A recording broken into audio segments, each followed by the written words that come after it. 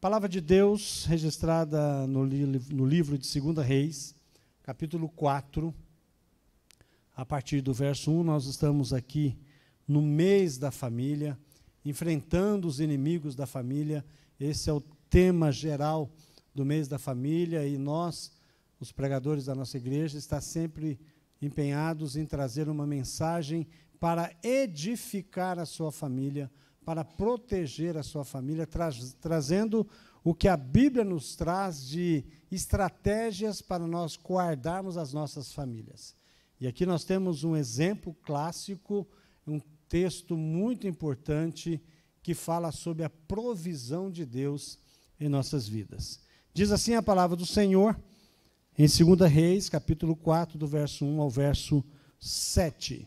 Certo dia, a mulher de um dos discípulos dos profetas foi falar a Eliseu: teu servo, meu marido, morreu, e tu sabes que ele temia o Senhor. Mas agora veio um credor que está querendo levar meus 2 filhos como escravos. Eliseu perguntou-lhe: como posso lhe ajudá-la? Diga-me o que você tem em casa. E ela respondeu: tua serva não tem nada, além de uma vasilha de azeite. Então disse Eliseu: vá pedir emprestadas vasilhas a todos os vizinhos, mas peça muitas. Depois entre em casa com seus filhos e feche a porta. Derrame daquele azeite em cada vasilha e vá separando as que você for enchendo. Depois disso, ela foi embora, fechou-se em casa com seus filhos e começou a encher vasilhas que eles lhe traziam. Quando todas as vasilhas estavam cheias, ela disse a um dos filhos: traga-me mais uma. Mas ele respondeu: já acabaram. Então o azeite parou de correr. Ela foi e contou tudo ao homem de Deus, que lhe disse: vá, venda o azeite e pague as suas dívidas, e você e seus filhos ainda poderão viver do que sobrar. Senhor, em nome de Jesus, que o Senhor tenha misericórdia da nossa vida, fale aos nossos corações. Estamos aqui porque queremos e precisamos ouvir a tua voz, para que sejamos abençoados e a nossa família seja protegida pelo Senhor. No nome de Jesus, amém. A dor do luto é algo terrível. Quando nós perdemos alguém que nós amamos, e isso abate o nosso coração, e essa mulher está vivendo uma dor terrível. Mas não é só uma dor que ela está vivendo. Ela não está vivendo apenas a dor do luto. Ela vive a preocupação de uma dívida que o seu marido deixou. E ela vive também a preocupação de perder os seus filhos para serem escravizados. Porque o que acontecia naquele contexto era assim: se você tem uma dívida e você não pode pagar, e você tem filhos, os seus filhos são levados para trabalharem para o credor até quitar aquela dívida.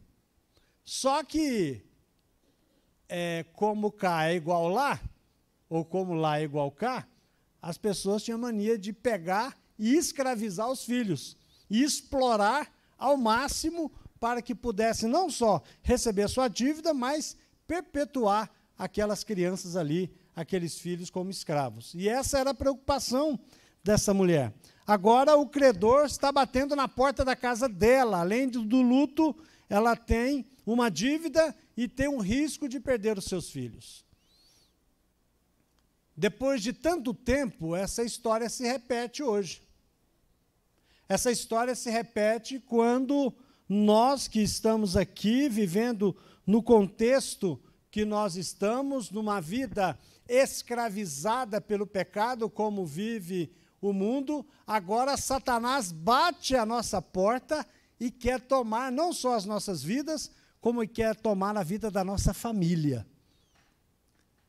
Por isso que esta mulher tem algumas atitudes que nos trazem ensinos que é muito importante para nós.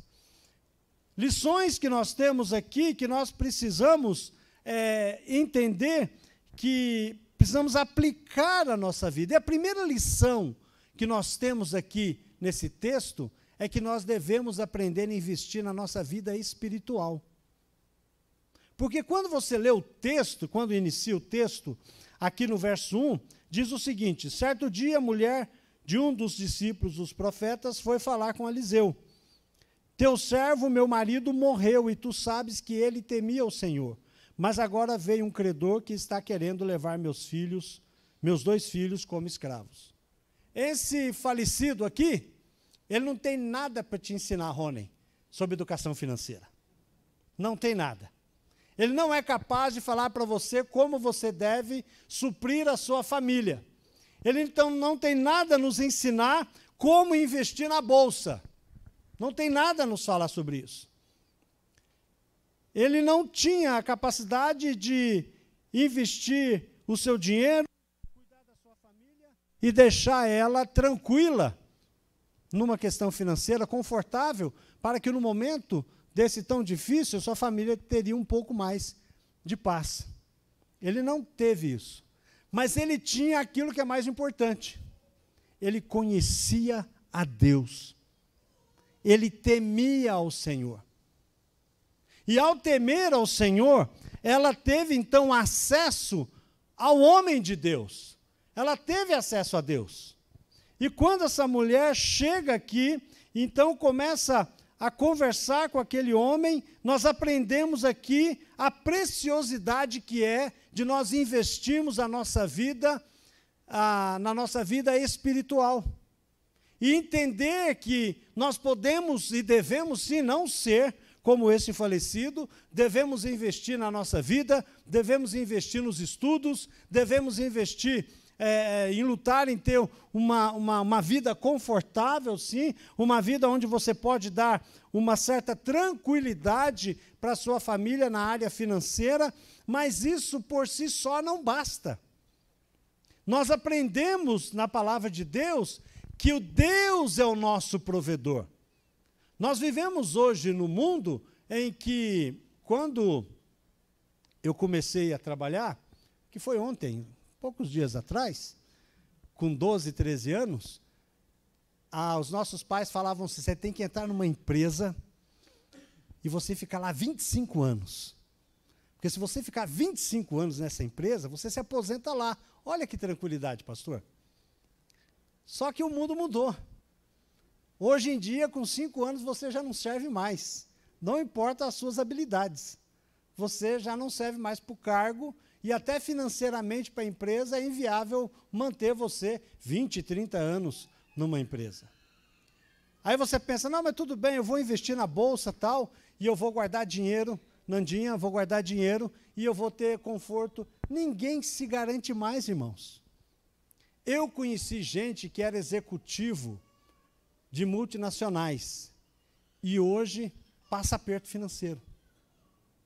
Porque o mundo deu uma reviravolta, e depois da pandemia ficou mais difícil ainda, e nós não nos garantimos nem profissionalmente, nem intelectualmente. Você pode estudar, você pode empreender, tudo isso pode ajudar na sua vida, mas isso não pode garantir a sua tranquilidade para você e sua família.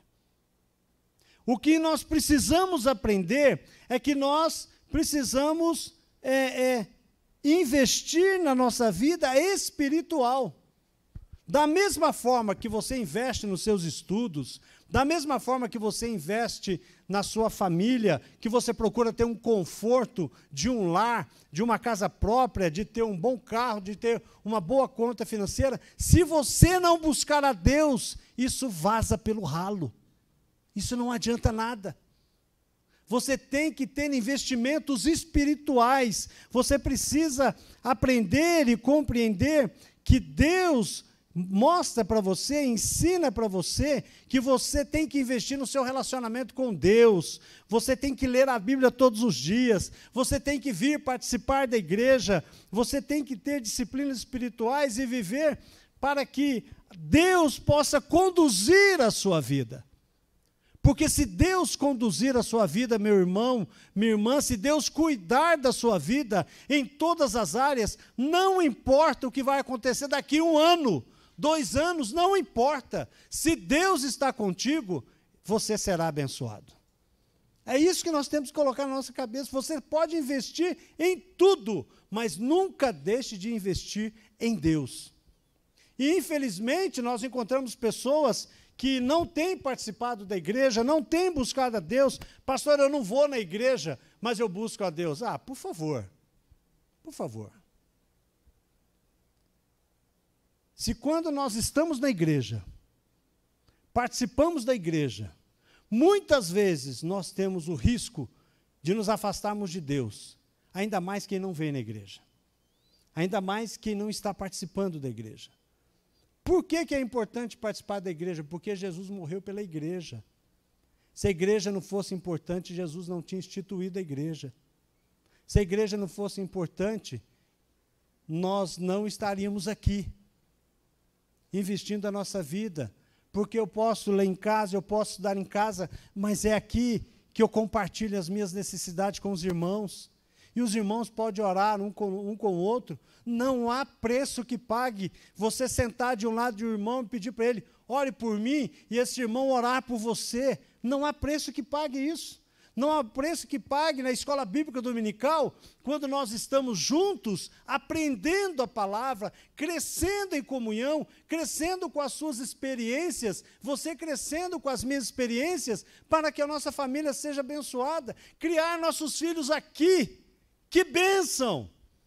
Poder cuidar dos nossos filhos crescer com essa meninada aqui. Eu lembro quando eu cheguei aqui, pastor André, era grandinho, mas era adolescente, e um dia tinha um grupo de louvor, e o pessoal do louvor foi todo mundo embora. Falei, meu Deus, acabou o louvor da igreja. Foi todo mundo embora. E eu pensei, agora domingo que vem, como é que nós vamos fazer? Né, para tocar, para cantar, não tem ninguém.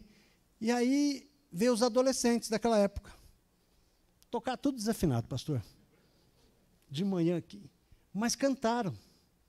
Aí cantou no domingo de manhã, cantou no domingo à noite, cantou no outro domingo e continuou cantando. Sabe o que eu aprendi? É Deus quem cuida da igreja. É Deus quem cuida. Deus não traz pessoas capacitadas. Deus capacita as pessoas. Você só pode e você deve exercer o seu dom aqui na igreja. Exercer o dom em casa não resolve muito. Tem que estar na igreja. É por isso que, se nós queremos ter uma família abençoada, nós devemos investir na nossa vida espiritual. Segundo princípio que nós devemos fazer, nós devemos avaliar a nossa vida sempre, para observar aquilo que o Senhor tem nos dado, aquilo que o Senhor tem nos concedido. Veja o texto. Eliseu perguntou-lhe, como posso ajudá-la? Diga-me o que você tem em casa. E ela respondeu, a tua serva não tem nada, além de uma vasilha de azeite. Irmãos, diante de uma crise, nós ficamos cegos. Nós não olhamos aquilo que nós temos. Essa mulher foi precipitada na sua resposta. Porque olha só, ela falou o que para o profeta? Eu não tenho. Ela morava debaixo da ponte. Ela tinha uma casa. Ela vivia sozinha. Ela tinha 2 filhos. Ela não tinha nada em casa. Ela tinha uma botija de azeite. Mas ela tinha uma coisa muito importante, que ela também não observou. Ela tinha acesso a Deus, através do profeta. Quando nós estamos preocupados, Elcio, e nós ficamos ansiosos, as coisas ficam cegas à nossa frente. Lembra dos discípulos a caminho de Emaús? Estavam entristecidos, chorando, porque parecia que eles tinham vivido uma noite de verão, e o seu mestre morreu. Caminhavam, então, para Emaús, 10 quilômetros de caminhada, e Jesus chega atrás deles. O que aconteceu? Mas você é o único que não sabe o que aconteceu? E começa a contar o que aconteceu com Jesus, e Jesus começa a explicar as Escrituras, falando por que ele tinha que morrer, e vai explicando para eles, e quando eles vão passando, assim, eles entram na cidade de Emaús, Jesus faz que ia passando, eles falam, fica conosco aqui, dorme com a gente aqui, está tarde. Jesus entra, senta, quando parte o pão, seus olhos se abrem. Vai embora a tristeza e vem a alegria. Não queimava os nossos corações quando ele nos expunha as Escrituras? Irmãos, Deus está presente. Deus está pronto a nos falar. Deus está pronto a nos consolar, a nos direcionar. Deus está pronto em nos abençoar e fazer com que as nossas vidas sejam vidas que realmente tenham propósito. Nós não podemos deixar que o medo, a luta, a desesperança perca a nossa visão, o nosso alvo. Aquilo que Deus fez para nós temos que observar Lamentações, que diz: quero trazer na memória aquilo que me dá esperança. A nossa esperança é Cristo, irmãos. E a gente tem que viver isso, não só de coração, não só no coração, mas a gente tem que ter consciência disso. Isso é culto racional. Quando você tem consciência, Deus está cuidando de mim, Deus está suprindo as minhas necessidades, Deus vai abençoar a minha vida. Eu não sei como é que será o dia de amanhã, mas Deus está comigo, e se Deus está comigo, as coisas serão resolvidas. Deus me dará sabedoria para me ter discernimento e cuidar da minha família, e cuidar das minhas coisas, e cuidar do meu trabalho, e cuidar do sustento da minha família, de acordo com a sua palavra. Então, se eu confiar em Deus, se eu me dedicar a Deus, e se eu observar aquilo que Deus tem feito por mim, eu tenho muito. Todos aqui têm muito mais que seus pais tiveram. Concorda comigo? Todos têm. Quando eu olho para a minha vida, quando eu olho para a vida do meu pai, quando eu olho para os meus filhos, eu tenho muito mais do que meus pais tiveram. Deus foi muito gracioso comigo. E eu sei que Deus é gracioso com cada um aqui. Por isso que nós temos que olhar e não nos precipitarmos e entender que Deus está no controle das nossas vidas. E essa mulher teve que aprender isso. Provavelmente, quando ela chegou em casa e viu que tudo aconteceu, e ela falou: puxa vida, Deus realmente tem cuidado de mim. Até na morte, Deus tem cuidado de nós. O terceiro princípio que nós temos que ter para cuidar da nossa família é ter bons relacionamentos. Veja só o texto. Então Eliseu disse: vá pedir emprestadas vasilhas a todos os vizinhos, mas peça muitas. Pensa se você é uma péssima vizinha. Aí você chega na sua vizinha e fala assim: me empresta uma Tupperware aí. Ela fala assim: eu te emprestar minha Tupperware? Você nem olha na minha cara. Você briga comigo, fala mal dos meus filhos, porque joga a bola e bate no seu portão. Você briga comigo, bate na porta do outro, me arruma a Tupperware. Você briga comigo porque eu deixo a vassoura cair aqui no meu andar e faz barulho no seu andar lá, e você já briga com o síndico? Irmãos, nós temos que ter boas conexões, temos que ter bom relacionamento. Eu e você somos crentes, temos que dar um bom testemunho. Eu já contei aqui para os irmãos, um dia, meu vizinho, 6 horas da manhã no domingo, furadeira. Domingo, eu pensei: eu não vou pregar hoje, não vou dirigir o culto, vou dormir até mais tarde um pouquinho, né? 6 horas da manhã, maquita, furadeira não, maquita, cortando a parede. Né? E minha janela estava aberta, do vizinho também, a poeira saiu do quarto dele e veio todo para o meu. E eu falei: não é possível, gente, essa hora da manhã. Né? E eu levantei, e aí o cara cortou o que tinha que cortar. Depois que você corta, você tem que quebrar. Tem que bater a marreta. Aí eu já estava tomando, era café já, vestido. Eu falei assim: hoje eu vou brigar com esse pessoal aqui. Hoje tem jeito não. Né? Hoje eu vou pôr para quebrar lá, e eu quero ver esse vizinho aí. E eu fui brabo. Fui brabo. Peguei a Bíblia, e saí, fechei o portão. Minha mulher, aí Cláudia, falou assim: você vai falar alguma coisa? Eu falei: vou. Né? Aí eu passei na porta da casa dela, vi o pessoal lá na sala, lá conversando, batendo papo. Eu fui, mas esqueci alguma coisa e voltei. Aí quando eu voltei, eu falei: eu esqueci, aí pega para mim. Ela pegou. Quando eu fui sair assim, a vizinha, uma moça muito simpática, a esposa do rapaz, ela já chegou e falou assim: me perdoe. Falei, misericórdia, olha o que Deus faz com a gente. Se a gente estiver incomodando, eu mando parar agora. Eu falei, imagina, aqui em casa todo mundo levanta cedo mesmo. Está tudo certo. Vamos para a igreja. E aí, passou uns dias, o marido dela teve um problema, de vez em quando ele bate lá em casa, que sabe que a gente tem umas ferramentas, a gente ajuda, tal. E passou. Nós temos que fazer boas conexões. E quando nós somos crentes, Deus coloca a gente em saia curta. Né? Deus nos constrange a amar as pessoas. E amar não é sentimento, não. Amar é você ter ação de amor para com a vida das pessoas. Seja um bom vizinho. Tenha boas amizades. Se o seu vizinho for na sua casa, dá um cafezinho, porque aquele dia aquela moça tomou até o meu café, ela tomou. Mas não é importante que eu e você possamos ser boas pessoas em casa também. Na igreja é fácil. O desafio é lá no mundo. E nós temos essa responsabilidade.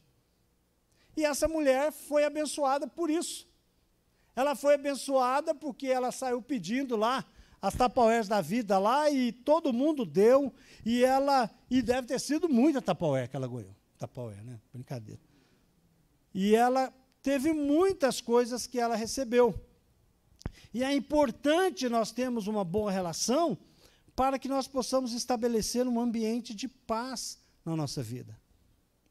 Conta uma história que um senhor comprou uma fazenda, e quando o seu vizinho fazendeiro viu que ele comprou, chegou nele e falou assim, você que comprou essa fazenda? Ele falou assim, fui eu mesmo. Aí o senhor falou, você comprou uma causa na justiça. Ele falou, por quê? Porque a cerca lá está errada. E eu vou na justiça porque eu quero que a cerca volte para o lugar. Ele falou, não tem briga. Nós vamos lá, o senhor põe a cerca onde o senhor quiser pôr e está tudo certo. E o homem falou, então não vou mexer na cerca. E se tornaram grandes amigos. Depende de nós, irmãos, ter boas relações. E esta mulher foi abençoada quando ela buscou ter boas relações com as pessoas. Porque no momento em que ela precisou, as pessoas estenderam a mão. Porque Deus usa pessoas para abençoar pessoas. Por isso que nós temos que ter boas relações. Deus sempre usa pessoas para nos guardar. E sabendo que é a máxima do pastor Neto, se você é canal de bênção, você é abençoado. É assim que nós temos que viver. Agora, o quarto princípio que nós temos aqui é algo muito importante para as famílias. Veja só o que diz o verso 5 e o verso 6. Depois disso, ela foi embora. Fechou-se em casa com seus filhos, começou a encher as vasilhas que eles lhes traziam. Quando todas as vasilhas estavam cheias, ela disse a um dos filhos, tragam-me mais uma. Mas ele respondeu, já acabaram. Então o azeite parou de correr. Fechou-se em casa com seus filhos. Tem gente que a sua casa parece a estação de trem da Sé. É um entra e sai. Tudo bem quanto a isso. Algumas horas na sua vida, você tem que fechar a porta da sua casa com a sua família. Aprenda a fazer isso. Aprenda a fazer isso. Eu conheci uma pessoa que abria a sua vida e o seu relacionamento conjugal, não só para todas as outras pessoas, mas jogava nas redes sociais. E acabava dando bronca no esposo pela rede social. E um dia eu fui na casa dela e falei, fecha a porta da sua casa, filha. Porque se você não trata bem seu marido, tem um monte de mulher de olho nele. Cuida bem da sua casa. Aprenda a não abrir todos os problemas que você tem na sua casa para as pessoas de fora. Nem todos precisam saber. Deus precisa saber. E quando o crente tem um problema na sua casa, ele não sai correndo atrás de ninguém. Sabe o que ele faz? Ele fecha a sua porta, se ajoelha e pede para Deus abençoar a sua vida. Feche a porta da sua casa para o pecado, para o adultério, para a pornografia, para as mentiras, para a falsidade. Fecha a porta da sua casa. Se nós queremos ser abençoados por Deus, temos que aprender a depender tão somente de Deus, porque ninguém pode te ajudar, só Deus pode. Deus faz isso através das pessoas, mas é o mover dele, não o mover seu. Aprenda isso. E essa mulher aprendeu isso. E ela fechou a porta da sua casa para receber o milagre que vem do Senhor na sua casa e a provisão de Deus. E finalmente, lá no finalzinho, o quinto princípio é viver o milagre da provisão. Ela contou tudo ao homem de Deus e ele lhe disse: vá, vende o azeite, paga as suas dívidas e você e seus filhos ainda poderão viver do que sobrar. A gente começa a ver o milagre de Deus agindo na vida dessa família, quando a mulher fala assim: traga mais uma vasilha, e o filho fala assim: acabou as vasilhas. Deus fecha a torneira. O azeite parou. É interessante isso, um detalhe muito importante. Porque Deus sabe exatamente e o quanto nós precisamos de cada coisa. Você pode pedir o que você quiser. Deus dará o que você precisa. Nós achamos que nós sabemos o que nós precisamos. Senhor, eu preciso disso. E tem que ser assim, do meu jeito, dessa forma. E Deus nunca trabalha assim. Uma coisa é que aquilo que nós achamos que nós estamos precisando. Outra coisa é o que Deus mostra para nós o que nós realmente precisamos. E nós, às vezes, pedimos cobra, achando que está pedindo pão. A Bíblia diz isso. Às vezes nós pedimos escorpião, achando que está pedindo suprimento. Mas o Espírito Santo intercede por nós com gemidos inexprimíveis. Porque a gente não sabe pedir. A gente não sabe pedir. A gente tem que aprender a ouvir a voz do Senhor e deixar que a palavra dele possa dominar o nosso coração, para que nós possamos ter entendimento, sobriedade, equilíbrio, autodomínio, para compreendermos a vontade do Senhor, boa, perfeita e agradável. Quando essa parábola, essa história foi contada, ela traz para nós um princípio muito importante. Quando o profeta diz: olha, sua dívida foi paga, agora você vive do resto. A dívida dela foi paga significa, olha, eu estou redimindo o seu passado. Deus está falando. A sua dívida foi paga. Eu estou redimindo o seu passado. Vive do resto. É provisão para o futuro. É exatamente o que Jesus faz na cruz. Quando ele morre na cruz por nós, ele redime o nosso passado. Ele perdoa os nossos pecados. Ele limpa o nosso coração. E ele provê o nosso futuro. Esse é o princípio.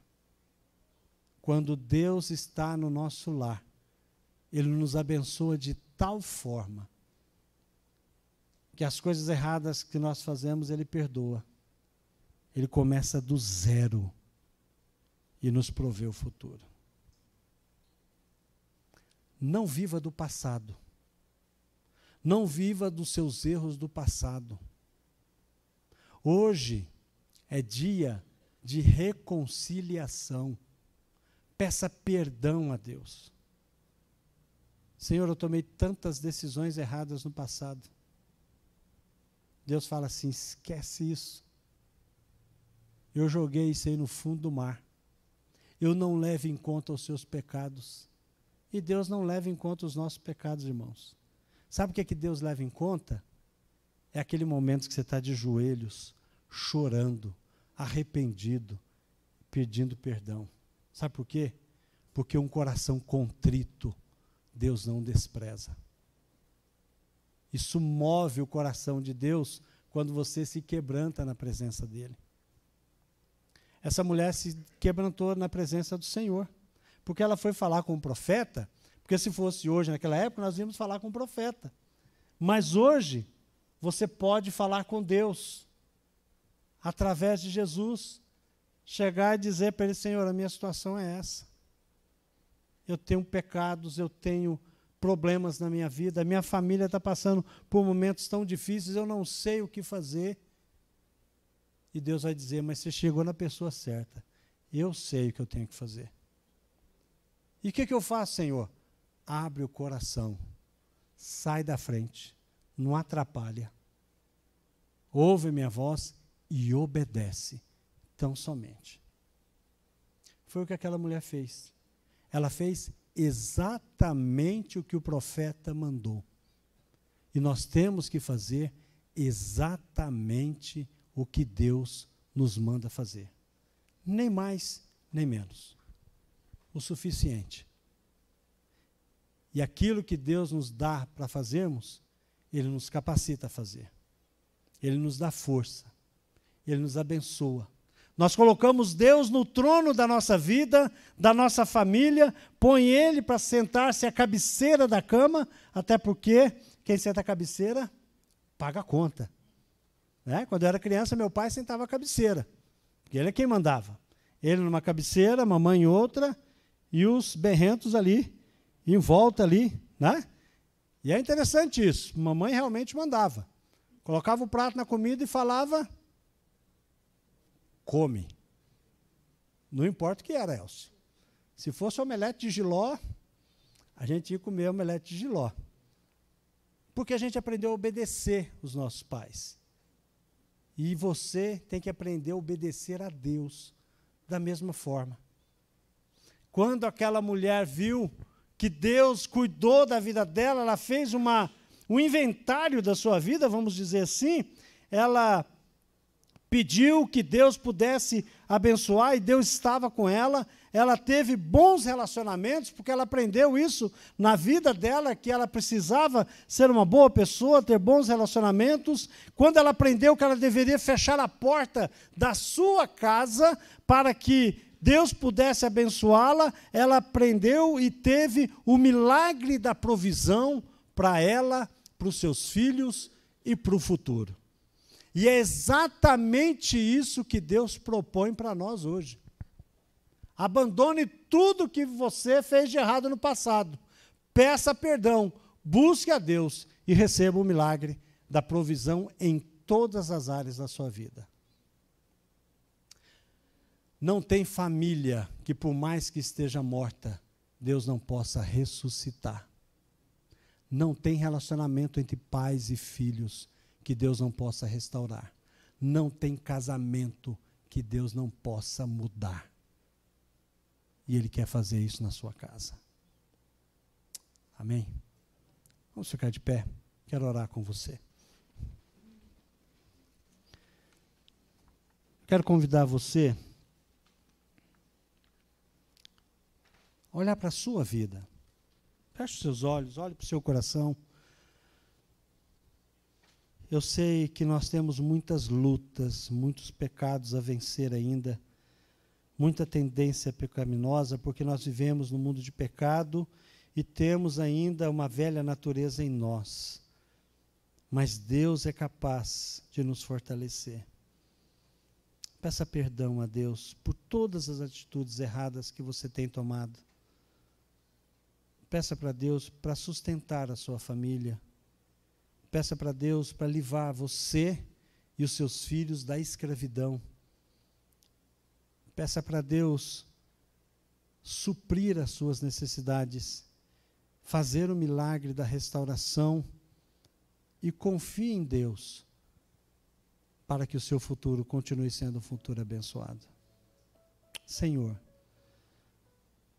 nós estamos aqui, ó Deus, diante do Senhor, como aquela viúva estava diante do profeta,